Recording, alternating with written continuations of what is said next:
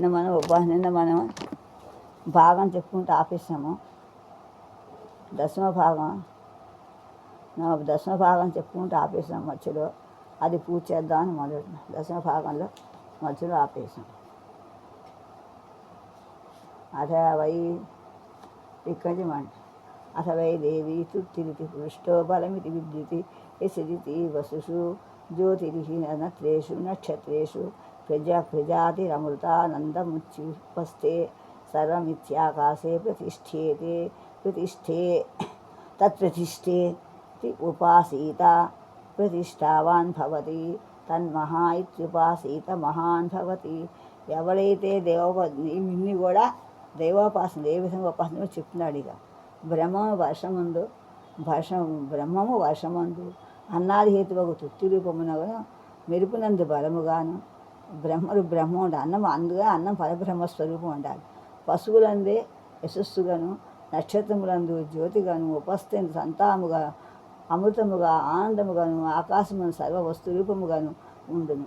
కనుక ఇది అన్నిటి యందు ఆధారమని చూసుకోవాలి. ఇలా ఉపాసించిన వాడు ఎప్పుడూ కూడా వాడు ప్రతిష్ట కలవాడవును. దాని మహత్వం ఏంటిదని తెలుసుకొని ఉపాసించితే అది గొప్పవాడవుతాడు. అందుకే అన్నముడి చేయగొడుకో అంటారు. అంటూ స్నానం చేసి ముట్టుకోవడం కాదు, ముట్టుకున్న మన చేతి పరిశుభ్రంగా అన్నం ముట్టుకోవాలి. అన్నముడి చేయగొడుకో. ఎందుకంటే పరమాత్మ స్వరూపమైన బ్రహ్మస్వరూపం అన్నాన్ని అడ్డమేలతో ముట్టుకోకూడదు.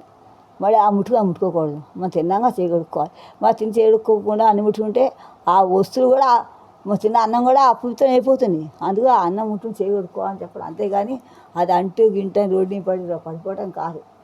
ముందు అర్థం చేసుకోవాలి.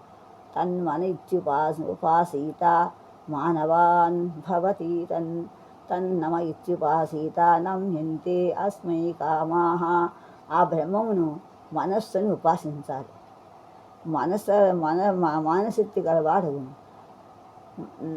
నమస్సు అని ఉపాసింపదగను. వీనికి కాములు లొంగి ఉండవు. ఇలా చేస్తూ ఉండేవాడు.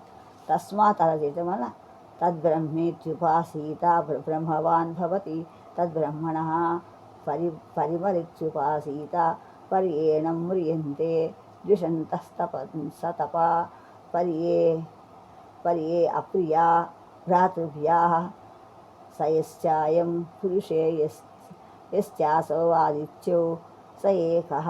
అంటే ఎవరైతే బ్రహ్మమయాన్ని చూస్తారో ఇలాగా ఎలాంటి వాడు గొప్పదని తెలుసుకోవాలి. బ్రహ్మకు చాలా గొప్పదని బ్రహ్మ. ఎప్పుడైతే తెలుసుకుంటారో ఉపాసన చేత చాలా గొప్ప గుణమును కలవాడు అవుతాడు. ఇంకా ఆ బ్రహ్మ వంటి ఆకాశము పరిమరమని ఉపాసించవాలి. ఈ ఉపాసకుని ద్వేషించువారు శత్రువుల ప్రియులైన భ్రాతృవీలు కూడా మరణించుడు. పురుషుని హృదయం అందున్న బ్రహ్మమును సూర్యమండలం అందున్నది ఒకటే. అందువలన మన ఎవరిని కూడా ఇలా చేసేవాడిని ఇష్టం నోడికి ఎంత వస్తుంది అనుకోడు. వాళ్ళు బాగా మనం తగులుతాయి అవన్నీ కూడా.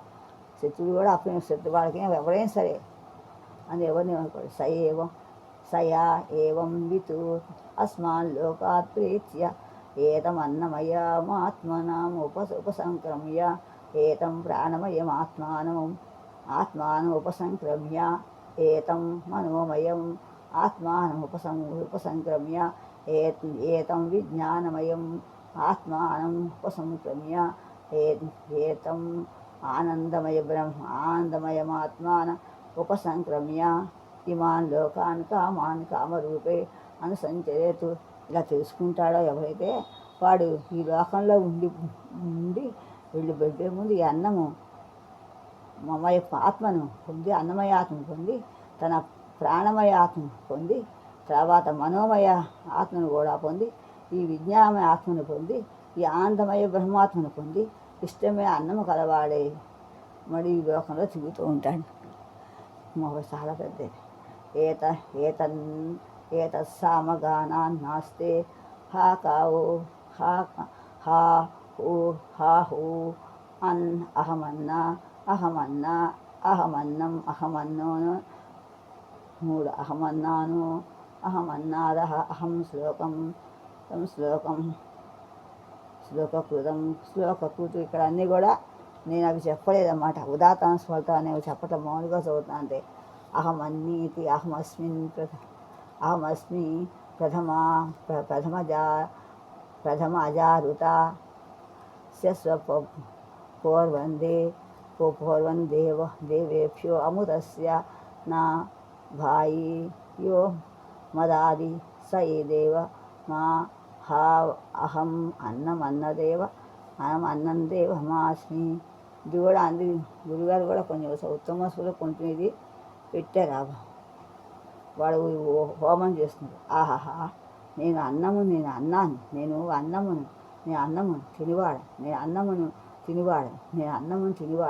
అని ఎవరైతే 3 సార్లు అన్నభక్ష్యమును కలుపువాడు శ్లోక అన్నాన్న భక్షక సంగా, నేను అన్నాన్ని భక్షకులు కలుగు వాడును, అన్నభక్షకుల కలుపువాడను, అన్నిటికంటే ముందు పుట్టిన సత్యమునకు ముందే ఉన్నవాడను, ఈ దేవతల కంటే పూర్వమే నేను అమృతమును మూలమును అన్నరూపముడే నన్ను అర్థులకు ఇచ్చివాడు, నన్ను రక్షించువాడు, అర్థులకు ఇవ్వకుండా తను తానే తినివానికి నేనే భక్షిస్తాను. ఎవరు అందుకే ఒక్కళ్ళు తినకుండా నవ్వులు కలిపెట్టారు. ఒక్కడు భోజనం ఎవరికో పెట్టి తినాలి అని చెప్తున్నాను. అహం విశ్వం భువనం అభ్యభవాన్ సువర్ణ జ్యోతి వేదం వేద ఇత్యుపనిషత్తు. నేను ఈ సమస్తమైన భువనమును ఉపసంహరించను. నా జ్యోతి సూర్యుని వలె ప్రకాశిస్తుంది. నేను దీన్ని తెలుసుకున్నవాడు ముక్తి పొందును. ఇది తత్వబోధకమైన ఉపనిషత్తు అని చెప్తున్నాడు. ఈ విధంగా దశమావకంతో భృగువల్లి తైత్రమిషత్తులో భృగువల్లి పూర్తయింది. భృగువల్లి అయింది, ఆనందవల్లి అయింది, బ్రహ్మానంద వల్ల అయింది, ఇంకా శిష్యావళి కూర్చుని. అందువల్ల అన్నాన్ని ఎప్పుడుగా పరబ్రహ్మస్వరూపం ఉన్నప్పుడు చాలా జాగ్రత్తగా అన్నం ఇష్టమతి ముట్టుకోకూడదు, ఇష్టమే పడేయకూడదు, ఇష్టమని చేయకూడదు. అందువల్ల చాలా జాగ్రత్తగా అన్నాన్ని గౌరవించాలి, పూజించాలి. అందుకే దేవుడు నైవేద్యం పెడుతున్నారు. ఎలా పడితే అలా తినకూడదు, ఎక్కడ పడితే తినకూడదు, ఎలా పడితే అలా ఎప్పుడు పడితే అప్పుడు, ఎక్కడ పడితే అక్కడ ఏం పడితేది అలాగా తినకూడదు అని చెప్పుకుంటూ ఆ విషయం మనం చూసుకుంటాం.